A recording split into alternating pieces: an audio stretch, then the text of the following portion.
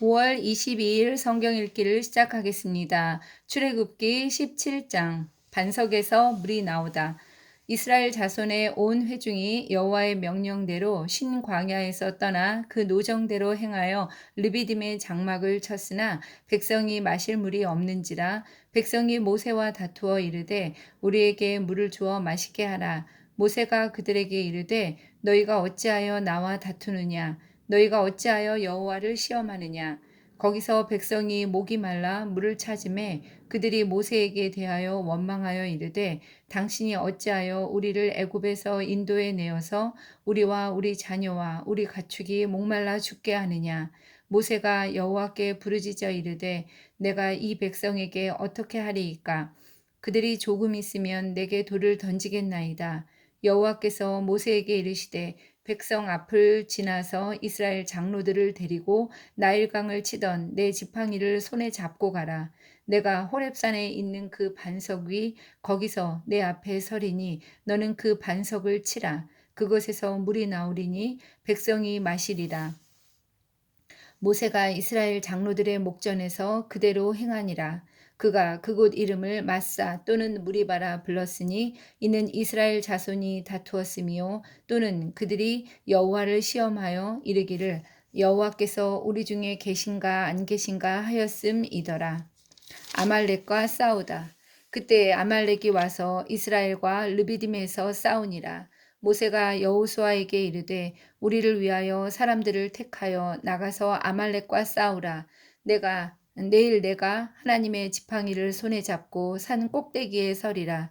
여호수아가 모세의 말대로 행하여 아말렉과 싸우고 모세와 아론과 훌은 산 꼭대기에 올라가서 모세가 손을 들면 이스라엘이 이기고 손을 내리면 아말렉이 이기더니 모세의 팔이 피곤함에 그들이 돌을 가져다가 모세의 아래에 놓아 그가 그 위에 앉게 하고 아론과 훌이 한 사람은 이쪽에서 한 사람은 저쪽에서 모세의 손을 붙들어 올렸더니 그 손이 해가 지도록 내려오지 아니한지라.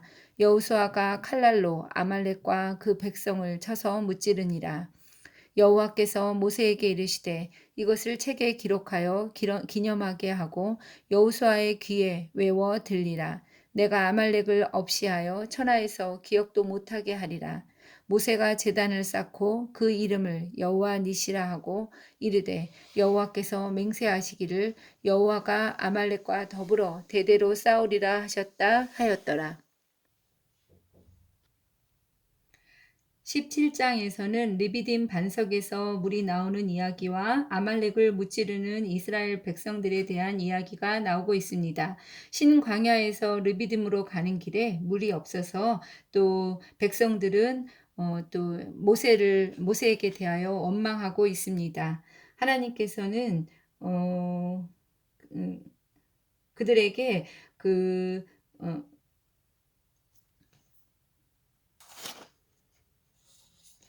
물을 주시기 위해서 모세로 하여금 호렙산에 있는 반석 위에 서게 하셨고 지팡이로 그것을 쳐서 물이 나오게 하시고 계십니다.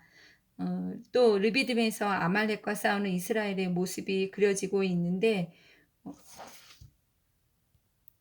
이때 여호수아가 구절에서 등장하고 있습니다. 모세가 손을 들면 이스라엘이 이기고 손을 내리면 아말렉이 지는데 이때 그 모세와 그러니까 아론과 훌이 산꼭대기에 올라가서 모세를 도와서 손을 드는데 도와주고 있습니다. 또 여기서 이제 15절에서는 여호와 니시라는 말이 나오고 있습니다. 여호와 니시는 여호와는 나의 깃발이시라. 여호와를 이스라엘 군대의 지도자로 보는 신학을 반영하고 있습니다. 그 16절에서는 여호와가 아말렉과 더불어 대대로 싸우리라는 이야기가 나오고 있는데 이 말씀처럼 아말렉과 이스라엘은 대대로 싸우게 됩니다.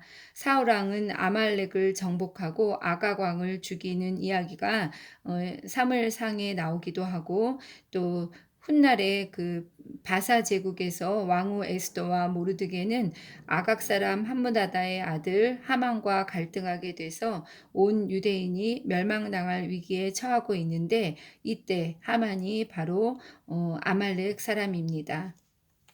18장. 이드로가 모세를 방문하다. 모세의 장인이며 미디안 제사장인 이드로가 하나님이 모세에게와 자기 백성 이스라엘에게 하신 일, 곧 여호와께서 이스라엘을 애굽에서 인도하여 내신 모든 일을 들으니라. 모세의 장인 이드로가 모세가 돌려보냈던 그의 아내 십보라와 그의 두 아들을 데리고 왔으니 그 하나의 이름은 게르솜이라. 이는 모세가 이르기를 내가 이방에서 나그네가 되었다 하며 하나의 이름은 엘리에셀이라. 이는 내 아버지의 하나님이 나를 도우사 바로의 칼에서 구원하셨다 함이더라. 모세의 장인 이드로가 모세의 아들들과 그의 아내와 더불어 광야에 들어와 모세에게 이르니 곧 모세가 하나님의 산에 진친 곳이라. 그가 모세에게 말을 전하되 내 장인 나 이드로가 내 아내와 그와 함께한 그의 두 아들과 더불어 내게 왔노라. 모세가 나가서 그의 장인을 맞아 절하고 그에게 입맞추고 그들이 서로 문안하고 함께 장막에 들어가서 모세가 여호와께서 이스라엘을 위하여 바로와 애굽 사람에게 행하신 모든 일과 길에서 그들이 당한 모든 고난과 여호와께서 그들을 구원하신 일을 다 그 장인에게 말하매 이드로가 여호와께서 이스라엘에게 큰 은혜를 베푸사 애굽 사람의 손에서 구원하심을 기뻐하여 이드로가 이르되 여호와를 찬송하리로다. 너희를 애굽 사람의 손에서와 바로의 손에서 건져내시고 백성을 애굽 사람의 손 아래에서 건지셨도다.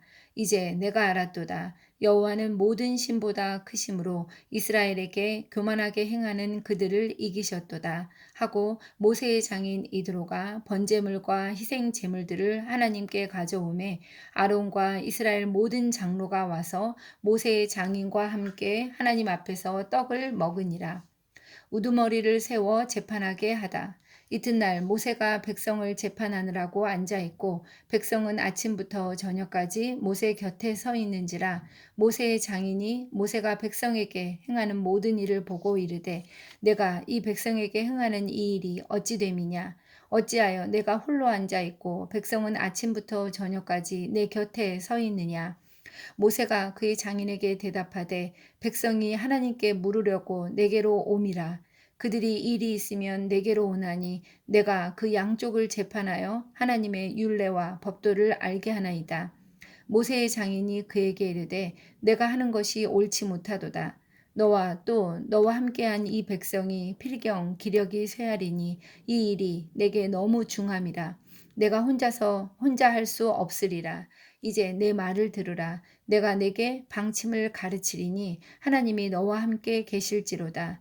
너는 하나님 앞에서 그 백성을 위하여 그 사건들을 하나님께 가져오며 그들에게 율례와 법도를 가르쳐서 마땅히 갈 길과 할 일을 그들에게 보이고 너는 또 온 백성 가운데서 능력 있는 사람들 곧 하나님을 두려워하며 진실하며 불의한 이익을 미워하는 자를 살펴서 백성 위에 세워 천부장과 백부장과 오십부장과 십부장을 삼아 그들이 때를 따라 백성을 재판하게 하라.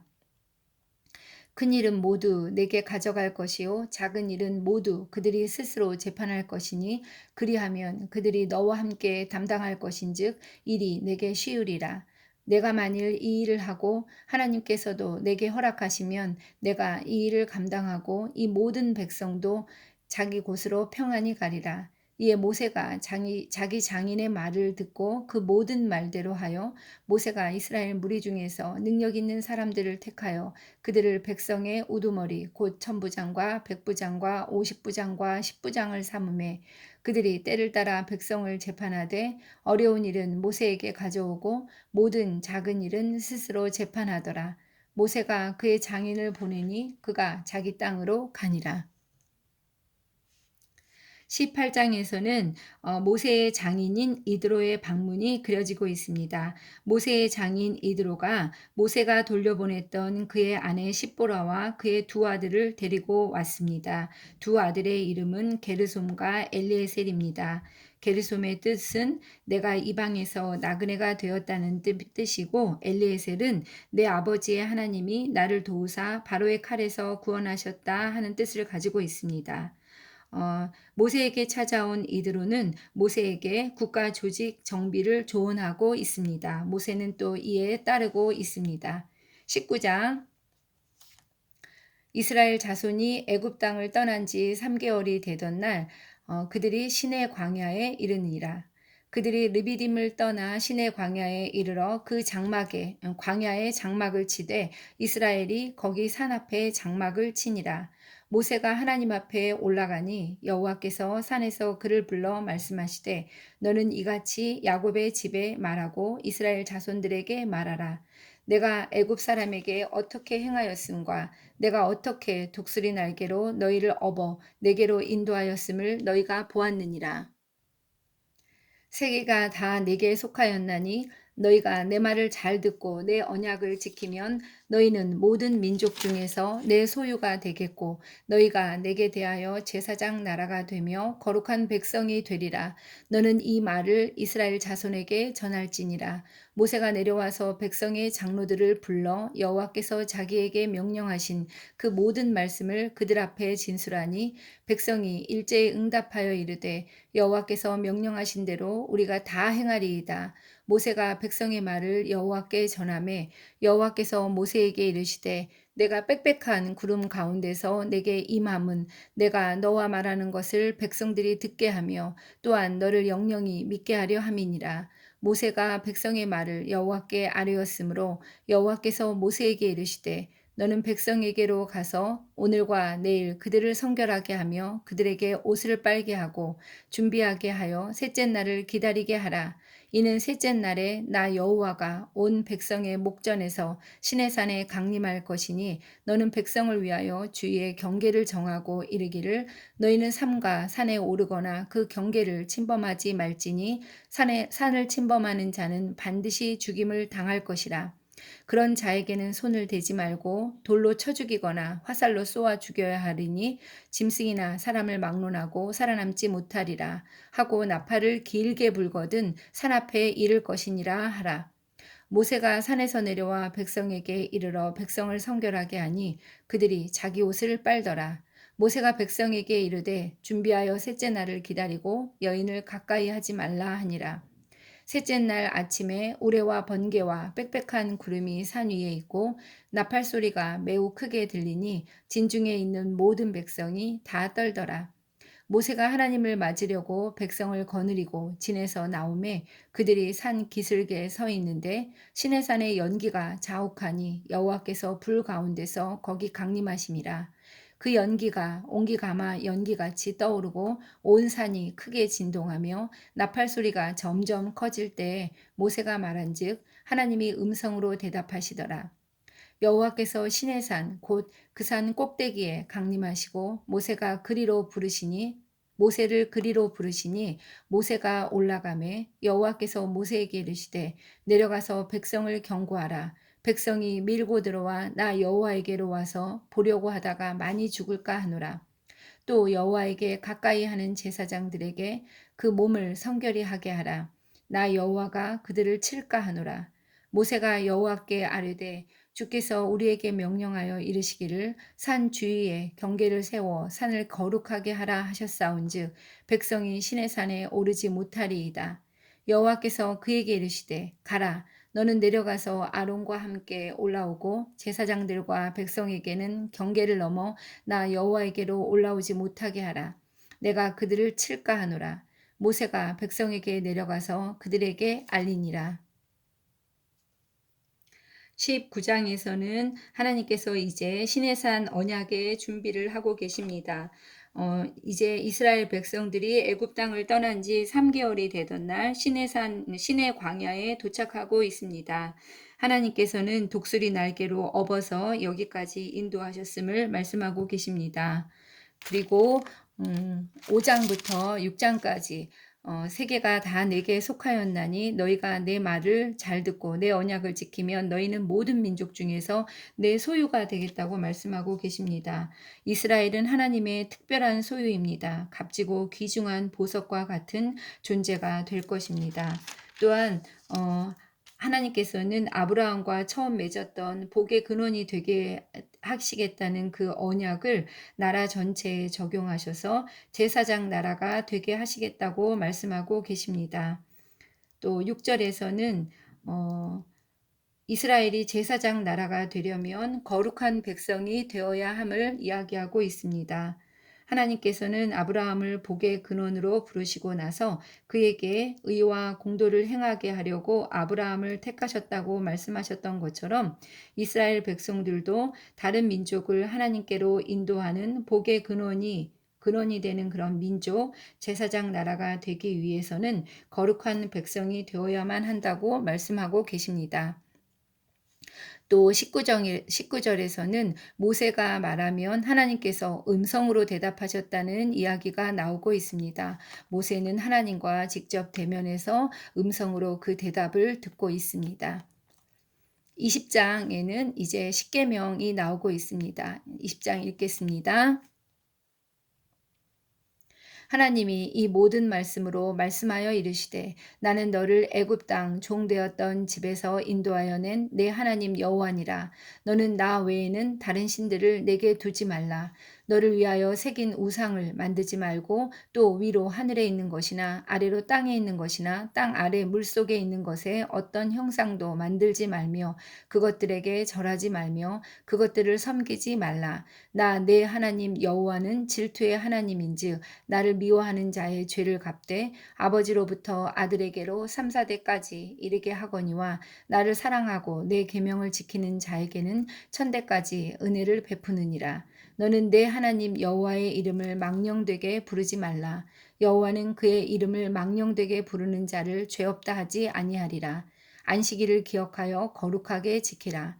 엿새 동안은 힘써 내 모든 일을 행할 것이나 일곱째 날은 내 하나님 여호와의 안식일인즉 너나 내 아들이나 내 딸이나 내 남종이나 내 여종이나 내 가축이나 내 문 안에 머무는 객이라도 아무 일도 하지 말라. 이는 엿새 동안에 나 여호와가 하늘과 땅과 바다와 그 가운데 모든 것을 만들고 일곱째 날에 쉬었음이라. 그러므로 나 여호와가 안식일을 복되게 하여 그날을 거룩하게 하였느니라. 내 부모를 공경하라. 그리하면 내 하나님 여호와가 내게 준 땅에서 내 생명이 길리라. 살인하지 말라. 간음하지 말라. 도둑질하지 말라. 내 이웃에 대하여 거짓 증거하지 말라. 내 이웃의 집을 탐내지 말라. 내 이웃의 아내나 그의 남종이나 그의 여종이나 그의 소나 그의 낙이나 물은 내 이웃의 소유를 탐내지 말라. 백성이 두려워 떨다. 뭇 백성이 우레와 번개와 나팔 소리와 산의 연기를 본지라 그들이 볼 때에 떨며 멀리 서서 모세에게 이르되 당신이 우리에게 말씀하소서 우리가 들으리이다. 하나님이 우리에게 말씀하시지 말게 하소서 우리가 죽을까 하나이다. 모세가 백성에게 이르되 두려워하지 말라. 하나님이 임하심은 너희를 시험하고 너희로 경외하여 범죄하지 않게 하려 하심이니라. 백성은 멀리 서 있고 모세는 하나님이 계신 흑암으로 가까이 가니라. 제단에 관한 법. 여호와께서 모세에게 이르시되 너는 이스라엘 자손에게 이같이 이르라. 내가 하늘로부터 너희에게 말하는 것을 너희 스스로 보았으니 너희는 나를 비겨서 은으로나 금으로나 너희를 위하여 신상을 만들지 말고 내게 토단을 쌓고 그 위에 내 양과 소로 내 번제와 화목제를 드리라. 내가 내 이름을 기념하게 하는 모든 곳에서 내게 내게 임하여 복을 주리라. 내가 내게 돌로 제단을 쌓거든 다듬은 돌로 쌓지 말라. 내가 정으로 그것을 쪼면 부정하게 함이니라. 너는 층계로 내 제단에 오르지 말라. 내 하체가 그 위에서 드러날까 함이니라. 20장에서 하나님은 십계명을 주고 계십니다. 하나님께서 율법이라는 울타리를 주시는 것은 이스라엘이 하나님의 백성이기 때문입니다. 하나님의 백성이 아니라면 율법이라는 울타리도 필요 없는 것입니다. 여기서 이제 10가지 계명을 잠깐 설명하면 그중에 1계명 너는 나 외에는 다른 신을 내게 두지 말라. 이것은 관계의 핵심 신뢰를 말하고 있습니다. 신뢰가 없으면 상대방의 마음을 열 수 없습니다. 하나님의 첫 번째 계명은 신뢰에 관한 계명입니다. 두 번째 계명 너를 위하여 생긴 우상 이런 것들을 만들지 말라는 것인데 어떤 형상으로도 하나님을 표현할 수 없을 뿐만 아니라 하나님은 사람들이 생명 없는 사물의 노예가 되기를 원하지 않으셨습니다. 제3계명은 너는 하나님 여호와의 이름을 망령되게 부르지 말라는 것인데 여호와의 이름을 오남용하지 말라는 뜻입니다. 하나님의 이름을 엉뚱한 데 갖다 붙이지 말라는 뜻입니다. 또한 이기적인 목적으로도 사용하지 말라는 뜻이기도 합니다. 제4계명은 안식일을 기억하여 거룩하게 지키라는 말씀인데 언제나 하나님께서 풍성하게 채워줄 테니 안심하고 쉬라는 의미를 담고 있습니다. 항상 우리는 하나님께서 공급하심을 기억하라는 그런 뜻을 담고 있습니다. 이 모든 것은 하나님의 신실하심과 선하심을 신뢰해야만 지킬 수 있는 계명이었습니다. 또 나머지 후반부에 이제 6가지 계명은 이웃과의 관계에 관한 계명입니다. 5계명은 내 부모를 공경하라는 계명인데 가족 사이에 존재하는 매우 강력한 의무감을 나타내고 있는 계명입니다. 또 부모 공경을 평화롭고 안정된 사회의 열쇠로 하나님께서는 보고 계십니다. 또 사도 바울의 지적처럼 이 계명은 약속이 붙어 있는 첫 계명입니다. 6계명은 살인하지 말라는 계명입니다. 다른 사람의 몸을 존중하라는 뜻입니다. 제7계명은 다른 사람의 가정을 존중하라는 뜻에 간음하지 말라는 계명입니다. 제8계명은 도둑질하지 말라인데 다른 사람의 재산을 존중하라는 뜻입니다. 제9계명은 내 이웃에 대하여 거짓 증거하지 말라. 이것은 다른 사람의 평판을 존중하라는 뜻입니다. 그 제10계명은 내 이웃의 집을 탐하지 말라는 것인데 이것은 그 탐내다라는 표현은 조금 예스러운 표현인데 이 말은 부러워하거나 시세마다로 옮길 수도 있을 것입니다.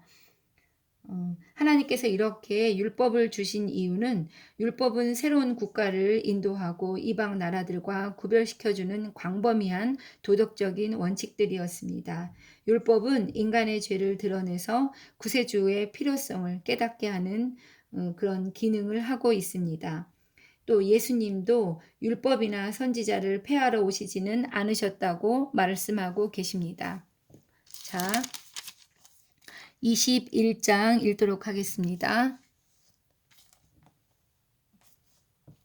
내가 종에 관한 법, 내가 백성 앞에 세울 법규는 이러하니라. 내가 히브리 종을 사면 그는 6해 동안 섬길 것이요 7째 해에는 몸값을 물지 않고 나가 자유인이 될 것이며 만일 그가 단신으로 왔다면 단신으로 나갈 것이요 장가 들었다면 그의 아내도 그와 함께 나가려니와 만일 상전이 그에게 아내를 주어 그의 아내가 아들이나 딸을 낳았으면 그의 아내와 그의 자식들은 상전에게 속할 것이요 그는 단신으로 나갈 것이로되 만일 종이 분명히 말하기를 내가 상전과 내 처자를 사랑하니 나가서 자유인이 되지 않겠노라 하면 상전이 그를 데리고 재판장에게로 갈 것이요 또 그를 문이나 문설주 앞으로 데리고 가서 그것에다가 송곳으로 그의 귀를 뚫을 것이라. 그는 종신토록 그 상전을 섬기리라.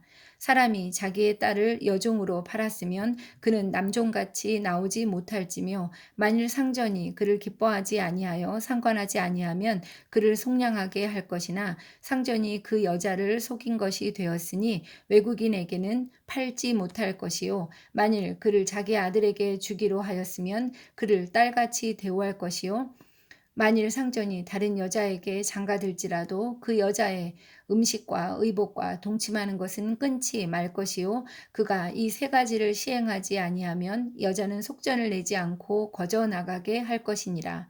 폭행에 관한 법 사람을 쳐 죽인 자는 반드시 죽일 것이나 만일 사람이 고의적으로 한 것이 아니라 나 하나님이 사람을 그의 손에 넘긴 것이면 내가 그를 위하여 한 곳을 정하리니 그 사람이 그리로 도망할 것이며 사람이 그의 이웃을 고의로 죽였으면 너는 그를 내 제단에서라도 잡아내려 죽일지니라.